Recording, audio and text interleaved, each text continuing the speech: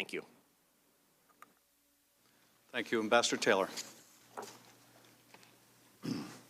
Mr. Chairman, I'm appearing today at the committee's request to provide my perspective on the events that are the subject of the committee's inquiry.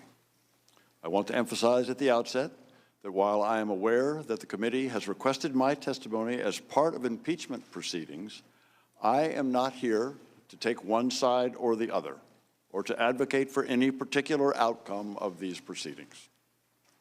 My sole purpose is to provide facts as I know them about the incidents in question, as well as my views about the strategic importance of Ukraine to the United States. By way of background, it has been a privilege for me to serve our country and the American people for more than 50 years, starting as a cadet at West Point, as you have mentioned, Mr. Chairman, then as an infantry officer for 6 years, including with the 101st Airborne Division in Vietnam, then at the Department of Energy, then as a member of a Senate staff, then at NATO, then with the State Department here and abroad in Afghanistan, Iraq, Jerusalem, and Ukraine. I retired from the State Department in 2009 to join the United States Institute of Peace. I'm neither a career member of the Foreign Service nor of the Civil Service. I am nonpartisan and have been appointed to my positions by every president from President Reagan to President Trump. Let me summarize my main points. First, Ukraine is a strategic partner of the United States, important for the security of our country, as well as Europe. Ukraine is on the front line in the conflict with the newly aggressive Russia. Second, even as we sit here today, the Russians are attacking Ukrainian soldiers in their own country and have been for the last 4 years. I saw this on the front line last week. The day I was there, a Ukrainian soldier was killed and 4 were wounded. Third, the security assistance we provide is crucial to Ukraine's defense and to the protection of the soldiers I met on the front line last week. It demonstrates to Ukrainians and Russians that we are Ukraine's reliable strategic partner. It is clearly in our national interest to deter further Russian aggression.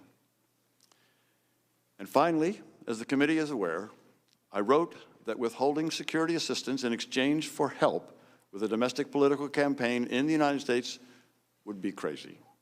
I believed that then, and I believe it now. Let me tell you why.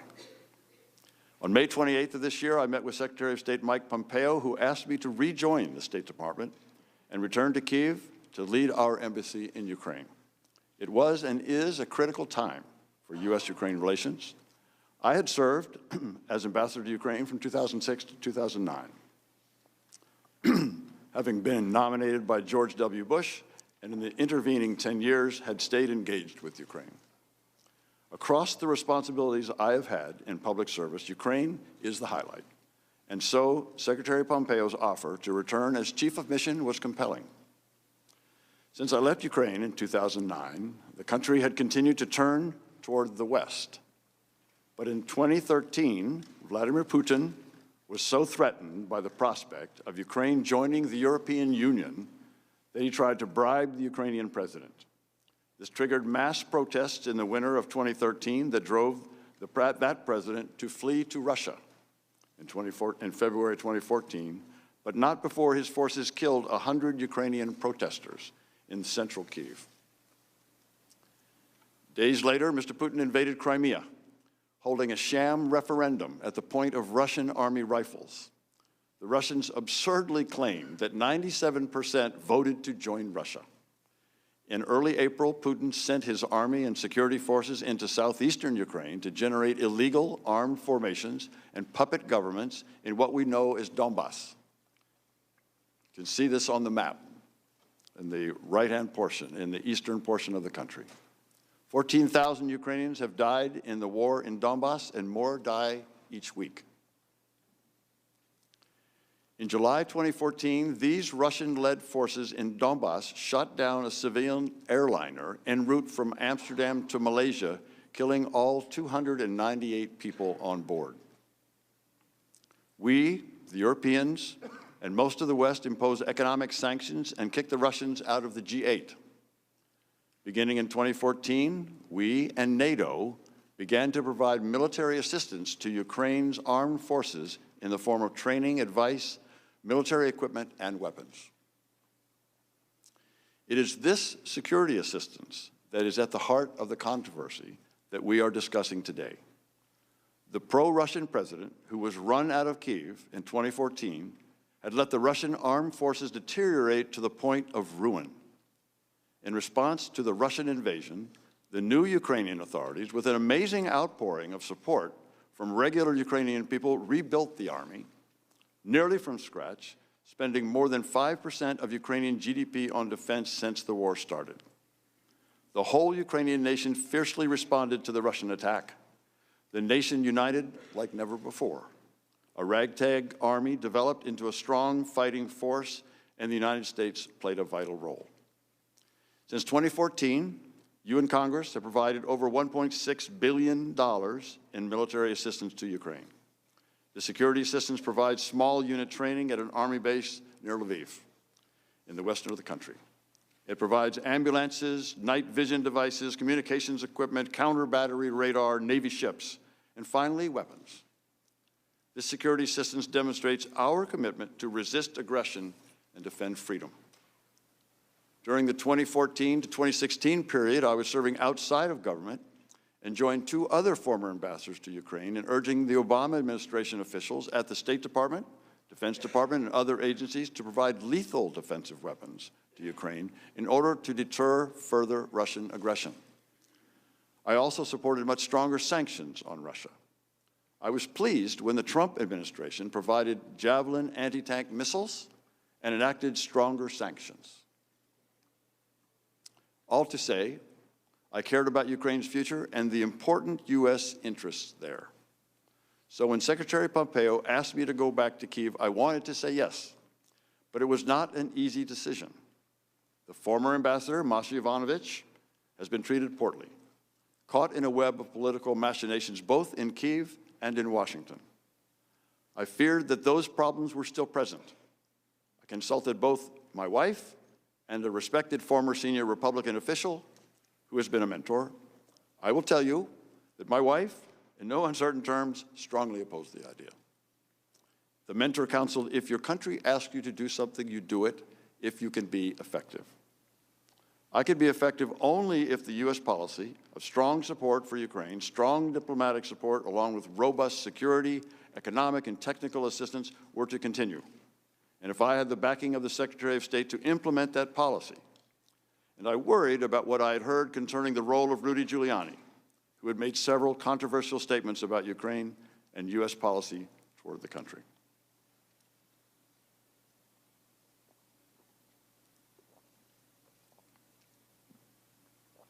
So during my meeting with Secretary Pompeo on May 28th, I made clear to him and the others present that if U.S. policy toward Ukraine changed, he would not want me posted there, and I could not stay.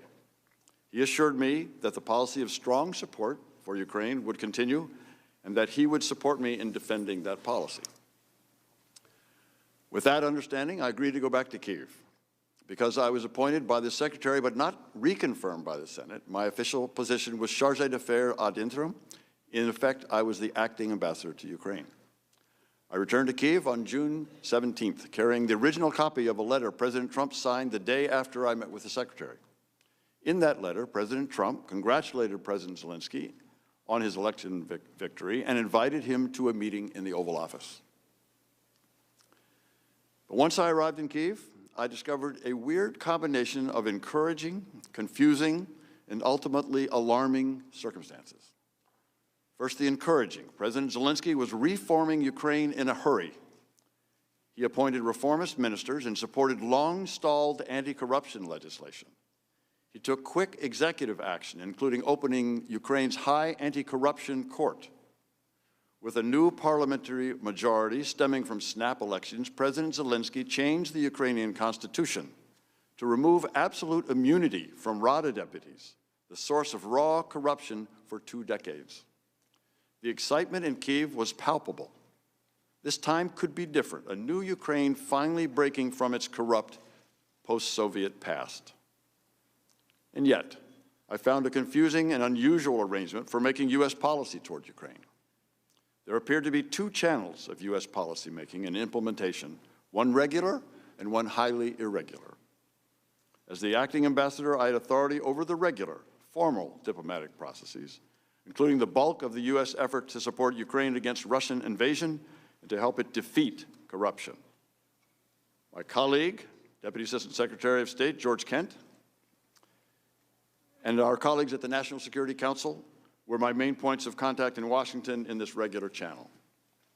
This channel is formally responsible for formulating and overseeing the implementation of U.S. foreign policy with respect to Ukraine, a policy that has consistently enjoyed strong bipartisan support, both in Congress and in all administrations since Ukraine's independence from Russia in 1991. At the same time, however, I encountered an irregular, informal channel of U.S. policymaking with respect to Ukraine, unaccountable to Congress, a channel that included then Special Envoy Kurt Volker, U.S. Ambassador to the European Union Gordon Sondland, Secretary of Energy Rick Perry, White House Chief of Staff Mick Mulvaney, and, as I subsequently learned, Mr. Giuliani. I was clearly in the regular channel, but I was also in the irregular one to the extent that Ambassadors Volker and Sondland, including me in certain conversations. Although this irregular channel was well connected in Washington, it operated mostly outside of official State Department channels. The irregular channel began when Ambassador Volker, Ambassador Sondland, Secretary Perry, and Senator Ron Johnson briefed President Trump on May 23rd upon their return from President Zelensky's inauguration. The delegation was as enthusiastic as I would soon become about the new Ukrainian president and urged President Trump to meet with him early on to cement the U.S.-Ukraine relationship. But from what I understood from the participants, President Trump did not share their enthusiasm for a meeting with President Zelensky. When I arrived in Kyiv, the actions of both the regular and the irregular channels of foreign policy appeared to serve the same goal, a strong U.S.-Ukraine partnership. But it became clear to me by August that the channels had diverged in their objectives.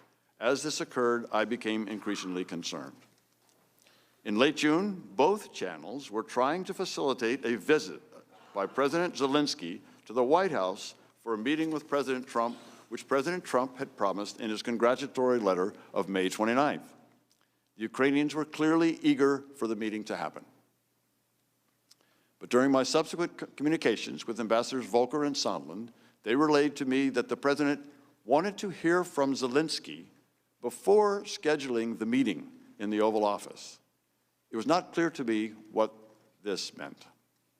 On June 27th, Ambassador Sondland told me during a phone conversation that President Zelensky needed to make clear to President Trump that he, President Zelensky, was not standing in the way of investigations. I sensed something odd when Ambassador Sondland told me on June 28th that he did not wish to include most of the regular interagency participants in a call planned with President Zelensky later that day. Ambassador Sondland, Ambassador Volker, Secretary Perry, and I were on this call, dialing in from different locations. However, Ambassador Sondland said he wanted to make sure no one was transcribing or monitoring as they added President Zelensky to the call. Also, before President Zelensky joined the call, Ambassador Volker separately told the U.S. participants that he, Ambassador Volker, planned to be explicit with President Zelensky in a one-on-one meeting in Toronto on July 2nd. In that meeting, Ambassador Volker planned to make clear what President Zelensky should do to get the White House meeting. I did not understand what this meant, but Ambassador Volker said he would relay that President Trump wanted to see rule of law, transparency, but also specifically cooperation on investigations to get to the bottom of things. Once President Zelensky joined the call, the conversation was focused on energy policy and the war in Donbass. President Zelensky also said he looked forward to the White House visit President Trump had offered in his May 29th letter. By mid-July, it was becoming clear to me that the meeting President Zelensky wanted was conditioned on the investigations of Burisma and alleged Ukrainian interference in the 2016 U.S. elections. It was also clear that this condition was driven by the irregular policy channel I had come to understand was guided by Mr. Giuliani. In a regular NSC secure video conference call on July 18th, I heard a staff person from the Office of Management and Budget say that there was a hold on security assistance to Ukraine, but could not say why. Toward the end of an otherwise normal meeting, a voice on the call, the person was off screen, said that she was from OMB, and her boss had instructed her not to approve any additional spending on security assistance for Ukraine until further notice. I and others sat in astonishment. The Ukrainians were fighting Russians and counted on not only the training and weapons, but also the assurance of U.S. support. All that the OMB staff person said was that the directive had come from the President to the Chief of Staff to OMB. In an instant, I realized that one of the key pillars of our strong support for Ukraine was threatened. The irregular policy channel was running contrary to the goals of long-standing U.S. policy. There followed a series of NSC-led interagency meetings, starting at the staff level and quickly reaching the level of cabinet secretaries.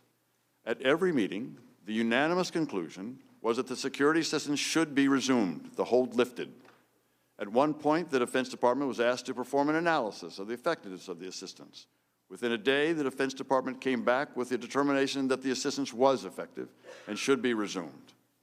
My understanding was that the Secretaries of Defense and State, the CIA Director, and the National Security Advisor sought a joint meeting with the President to convince him to release the hold, but such a meeting was hard to schedule, and the hold lasted well into September. On July 9th, in a phone call with then Senior Director for European and Russian Affairs Fiona Hill and Director of European Affairs, Lieutenant Colonel Alex Vindman at the NSC, they tried to assure me that they were not aware of any official change in U.S. policy towards Ukraine, OMB's announcement notwithstanding. They did confirm that the hold on security assistance for Ukraine came from Chief of Staff Mick Mulvaney, who maintained a skeptical view of Ukraine. In the same July 19th phone call, they gave me an account of a July 10th meeting with Ukrainian and American officials at the White House. They told me that partway through the meeting, Ambassador Sondland had connected investigations with an Oval Office meeting for President Zelensky, which so irritated then National Security Advisor John Bolton that he abruptly ended the meeting, telling Dr. Hill and Lieutenant Colonel Vindman that they should have nothing to do with domestic politics. He also directed Dr. Hill to brief the lawyers. Dr. Hill said that Ambassador Bolton referred to this deal as this is a drug deal after the July 10th meeting. Ambassador Bolton opposed a call between President Zelensky and President Trump out of concern that it would be a disaster. Needless to say, the Ukrainians in the meetings were confused. Ambassador Bolton, in the regular Ukraine policy decision-making channel, wanted to talk about security, energy, and reform. Ambassador Sondland, a participant in the irregular channel, wanted to talk about the connection between a White House meeting and Ukrainian investigations. Also, during our July 19th call, Dr. Hill informed me that Ambassador Volker had met with Mr. Giuliani to discuss Ukraine. This caught me by surprise. The next day, I asked Ambassador Volker about that meeting, but received no response. I began to sense that these two separate decision-making channels, the regular and the irregular, were separate and at odds. Later that day, I received text messages on a three-way WhatsApp text conversation with Ambassadors Volker and Sondland, a record of which was provided by Ambassador Volker. Ambassador Sondland said that a call between President Trump and President Zelensky would take place soon.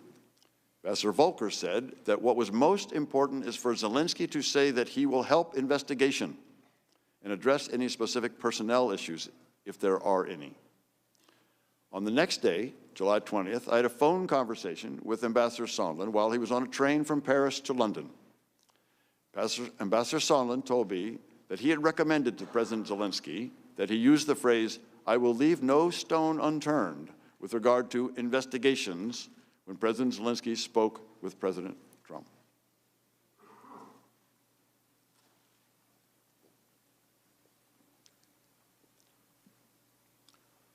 Also, on July 20th, I had a phone conversation with Alexander Danylyuk, President Zelensky's national security advisor, who emphasized that President Zelensky did not want to be used as an instrument in a U.S. re-election campaign. The next day, I texted both Ambassadors Volker and Sondland about President Zelensky's concern. On July 25th, President Trump and President Zelensky had the long-awaited phone conversation.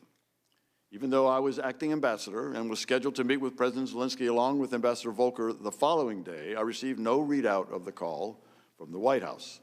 The Ukrainian government issued a short, cryptic summary. During a previously planned July 26 meeting, President Zelensky told Ambassador Volker and me that he was happy with the call, but did not elaborate. President Zelensky then asked about the face-to-face meeting in the Oval Office as promised in the May 29th letter from President Trump. We could give him no firm answer. After our meeting with President Zelensky, Ambassador Volker and I traveled to the front line in northern Donbass to receive a briefing from the commander of forces on the line of contact. Arriving for the briefing in the military headquarters, the commander thanked us for the security assistance. But I was aware that this assistance was on hold, which made me uncomfortable. Ambassador Volker and I could see the armed and hostile Russian-led forces on the other side of the damaged bridge across the line of contact. Russian-led forces continue to kill Ukrainians in the war, 1 or 2 a week. More Ukrainians would undoubtedly die without the U.S. assistance.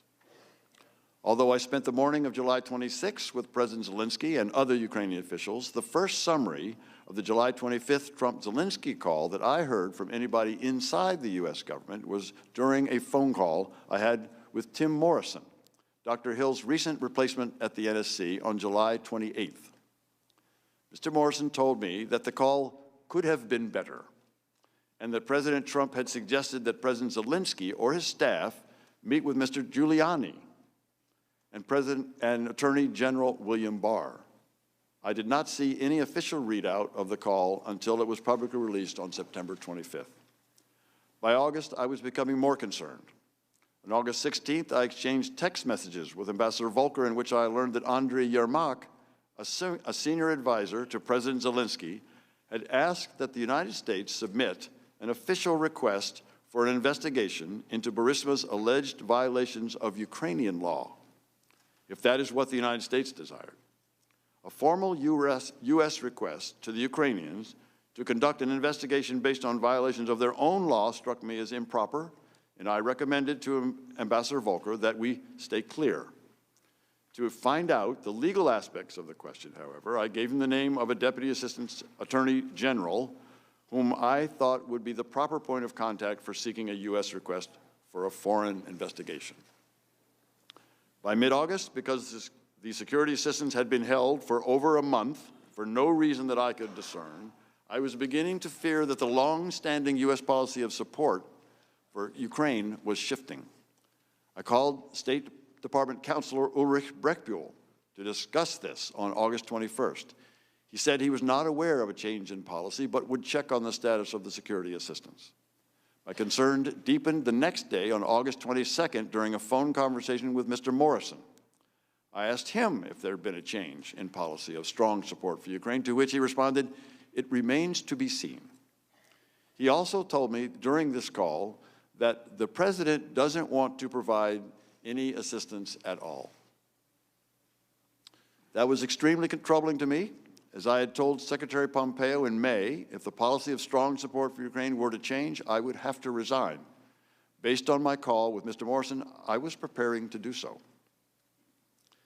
Just days later, on August 27th, Ambassador Bolton arrived in Kyiv and met with President Zelensky. During their meeting, security assistance was not discussed. As far as I knew, the Ukrainians were not aware of the hold until August 29th. I, on the other hand, was all too aware of and still troubled by the hold. Near the end of Ambassador Bolton's visit, I asked to meet him privately, during which I expressed to him my serious concern about the withholding of military assistance to Ukraine while the Ukrainians were defending their country from Russian aggression. Ambassador Bolton recommended that I send a first-person cable to Secretary Pompeo directly relaying my concerns. I wrote and transmitted such a cable on August 29th, describing the folly I saw in withholding military aid to Ukraine at a time when hostilities were still active in the East and when Russia was watching closely to gauge the level of American support for the Ukrainian government. The Russians, as I said at my deposition, would love to see the humiliation of President Zelensky at the hands of the Americans. I told the Secretary that I could not and would not defend such a policy. Although I received no specific response, I heard that soon thereafter, the Secretary carried the cable with him to a meeting at the White House focused on security assistance for Ukraine. The same day that I sent my cable to the Secretary, Mr. Yermak contacted me very concerned, asking about the withheld security assistance. The hold that the White House had placed on assistance had just been made public that day in a Politico story. At that point, I was embarrassed that I could give him no explanation for why it was withheld. It had still not occurred to me that the hold on security assistance could be related to the investigations. That, however, would change. On September 1st, just 3 days after my cable to Secretary Pompeo, President Zelensky met Vice President Pence at a bilateral meeting in Warsaw. President Trump had planned to travel to Warsaw, but at the last minute had canceled because of Hurricane Dorian.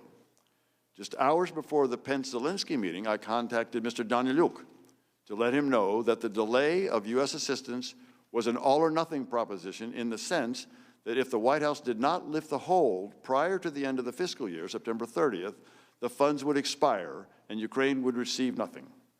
I was hopeful that at the bilateral meeting, or shortly thereafter, the White House would lift the hold, but this was not to be. On the evening of September 1st, I received a readout of the Pence-Zelensky meeting over the phone from Mr. Morrison, during which he told me that President Zelensky had opened the meeting by immediately asking Vice President about the security cooperation. The Vice President did not respond substantively, but said that he would talk to President Trump that night. The Vice President did say that President Trump wanted the Europeans to do more to support Ukraine and that he wanted the Ukrainians to do more to fight corruption. During the same phone call with Mr. Morrison, he described a conversation Ambassador Sondland had with Mr. Yermak in Warsaw. Ambassador Sondland told Mr. Yermak that the security assistance money would not come until President Zelensky committed to pursue the Burisma investigation. I was alarmed by what Mr. Morrison told me about the Sondland-Yermak conversation. I understand that Mr. Morrison testified at his deposition that Ambassador Sondland proposed it might be sufficient for the Ukrainian Prosecutor General to commit to pursue the investigations, as opposed to President Zelensky. But this was the first time that I had heard that the security assistance, not just the White House meeting, was conditioned on the investigations.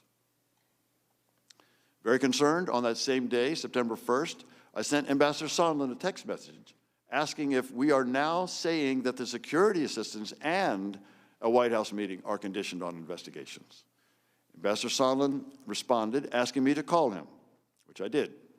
During that phone call, Ambassador Sondland told me that President Trump had told him that he wants President Zelensky to state publicly that Ukraine will investigate Burisma and alleged Ukrainian interference in the 2016 election. Ambassador Sondland also told me that he now recognized that he had made a mistake by earlier telling Ukrainian officials that only a White House meeting with President Zelensky was dependent on a public announcement of the investigations. In fact, Ambassador Sondland said, everything was dependent on such an announcement, including security assistance. He said that President Trump wanted President Zelensky in a public box by making a public statement about ordering such investigations. In the same September 1st call, I told Ambassador Sondland that President Trump should have more respect for another head of state, and that what he described was not in the interest of either President Trump or President Zelensky. At that point, I asked Ambassador Sondland to push back on President Trump's demand. Ambassador Sondland pledged to try. I suggested the possibility that Ukrainian Prosecutor General, rather than President Zelensky, would make a statement about the investigations, potentially in coordination with Attorney General Barr's probe into the investigation of interference in the 2016 elections. The next day, September 2nd, Mr. Morrison called to inform me that Mr. Daniluk had asked him to come to his hotel in Warsaw.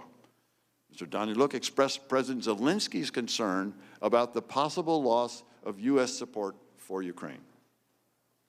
In particular, Mr. Morrison relayed to me that the inability of any U.S. officials to respond to the Ukrainians' explicit questions about security assistance was troubling them. I was experiencing the same tension in my dealings with the Ukrainians, including a meeting I had had with the defense minister that day. On September 5th, I accompanied Senators Johnson and Murphy during their visit to Kyiv. When we met with President Zelensky, his first question to the senators was about the withheld security assistance. My recollection of the meeting is that both senators stressed that bipartisan support for Ukraine in Washington was Ukraine's most important strategic asset, and that President Zelensky should not jeopardize that bipartisan support by getting drawn into U.S. domestic politics. I had been making, and continue to make, this point to all of my official Ukrainian contacts. But the odd push to make President Zelensky publicly commit to investigations of Burisma and alleged interference in the 2016 election showed how the official foreign policy of the United States was undercut by the irregular efforts led by Mr. Giuliani. 2 days later, September 7th, I had a conversation with Mr. Morrison, in which he described a phone conversation earlier that day between Ambassador Sondland and President Trump. Mr. Morrison said that he had a sinking feeling after learning about this conversation from Ambassador Sondland. According to Mr. Morrison, President Trump told Ambassador Sondland he was not asking for a quid pro quo. But President Trump did insist that President Zelensky go to a microphone and say he is opening investigations of Biden and 2016 election interference, and that President Zelensky should want to do this himself. Mr. Morrison said that he told Ambassador Bolton and the NSC lawyers of this phone call between President Trump and Ambassador Sondland. The following day, on September 8th, Ambassador Sondland and I spoke on the phone. He confirmed that he had talked to President Trump, as I had suggested a week earlier, but that President Trump was adamant that President Zelensky himself had to clear things up and do it in public. President Trump said it was not a quid pro quo. I believe this was the same conversation between Ambassador Sondland and President Trump that Mr. Morrison had described to me on September 7th. Ambassador Sondland also said that he had talked to President Zelensky and Mr. Yermak and had told them that although this was not a quid pro quo, if President Zelensky did not clear things up in public, we would be at a stalemate. I understood a stalemate to mean that Ukraine would not receive the much-needed military assistance. Ambassador Sondland said that this conversation concluded with President Zelensky agreeing to make a public statement in an interview on CNN. Shortly after that call with Ambassador Sondland, I expressed my strong reservations in a text message to Ambassador Sondland, stating that my nightmare is that they, the Ukrainians, give the interview and don't get the security assistance. The Russians love it, and I quit. And I was serious. The next day, September 9th, I said to Ambassador Sondland and Volker that the message to the Ukrainians and the Russians we send with the decision on security assistance is key. With the hold, we have already shaken their faith in us. I also said I think it's crazy to withhold security assistance for help with the political campaign. Ambassador Sondland responded about 5 hours later that I was incorrect about President Trump's intentions. The president has been crystal clear, no quid pro quos of any kind. During our call on September 8th, Ambassador Sondland tried to explain to me that President Trump is a businessman. When a businessman is about to sign a check to someone who owes him something, the businessman asks that person to pay up before signing the check. Ambassador Volker used the same language several days later while we were together at the Yalta European Strategy Conference. I argued to both that the explanation made no sense. The Ukrainians did not owe President Trump anything, and holding up security assistance for domestic political gain was crazy, as I had said in my text message to Ambassador Sondland and Volker on September 9th. Finally, on September 11th, I learned that the hold had been lifted and security assistance would be provided. I was not told the reason why the hold had been lifted. The next day, I personally conveyed the news to President Zelensky and the Ukrainian foreign minister, and I again reminded Mr. Yermak of the high strategic value of bipartisan support for Ukraine and the importance of not getting involved in other countries' elections. My fear at the time was that since Ambassador Sondland had told me President Zelensky had already agreed to do a CNN interview, President Zelensky would make a statement regarding investigations that would have played into domestic U.S. politics. I sought to confirm through Mr. Daniluk that President Zelensky was not planning to give such an interview to the media. While Mr. Daniluk initially confirmed that on September 12th, I noticed during a meeting on the morning of September 13th at President Zelensky's office that Mr. Yermak looked uncomfortable in response to the question. Again, I asked Mr. Daniluk to confirm that there would be no CNN interview, which he did. On September 25th, at the UN General Assembly session in New York City, President Trump met President Zelensky face-to-face. He also released the transcript of the July 25th call. The United States gave the Ukrainians virtually no notice of the release, and they were livid. Although this was the first time I had seen the details of President Trump's July 25th call with President Zelensky, in which he mentioned Vice President Biden, I had come to understand well before then that investigations was a term Ambassadors Volker and Sondland used to mean matters related to the 2016 elections and to investigations of Burisma and the Bidens.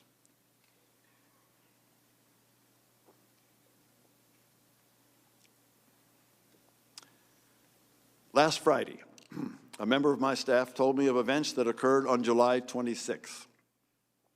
While Ambassador Volker and I visited the front, this member of my staff accompanied Ambassador Sondland. Ambassador Sondland met with Mr. Yermak. Following that meeting, in the presence of my staff, at a restaurant, Ambassador Sondland called President Trump and told him of his meetings in Kyiv. The member of my staff could hear President Trump on the phone asking Ambassador Sondland about the investigations. Ambassador Sondland told President Trump the Ukrainians were ready to move forward. Following the call with President Trump, the member of my staff asked Ambassador Sondland what President Trump thought about Ukraine. Ambassador Sondland responded that President Trump cares more about the investigations of Biden, which Giuliani was pressing for. At the time I gave my deposition on October 22nd, I was not aware of this information. I'm including it here for completeness. As the committee knows, I reported this information through counsel to the State Department's legal advisor, as well as to counsel for both the majority and the minority of this committee. It is my understanding that the committee is following up on this matter. Mr. Chairman, I recognize that this is rather a lengthy recitation of the events of the past few months, told from my vantage point in Kyiv. But I also recognize the importance of the matters your committee is investigating. And I hope that this chronology will provide some framework for your questions. As I mentioned in my October 22nd deposition, the information and quotes in my testimony are based on my best recollection as well as a review of my personal notes. Let me return to the points I made at the outset. Ukraine is important to the security of the United States. The largest country in Europe by landmass, Ukraine is a young democracy struggling to join Europe and ally itself with the United States. It has been violently attacked by Russia, which continues its armed aggression against Ukraine to this day. If we believe in the principle of the sovereignty of nations, on which our security and the security of our friends and allies depends, if we believe that nations get to decide on their own economic, political, and security alliances, we must support Ukraine in its fight against its bullying neighbor. Russian aggression cannot stand. Republican and Democratic administrations over 3 decades have been generous with assistance funding, both civilian and military, and political support. With overwhelming bipartisan majorities, Congress has imposed harsh sanctions on Russia for invading and occupying Ukraine.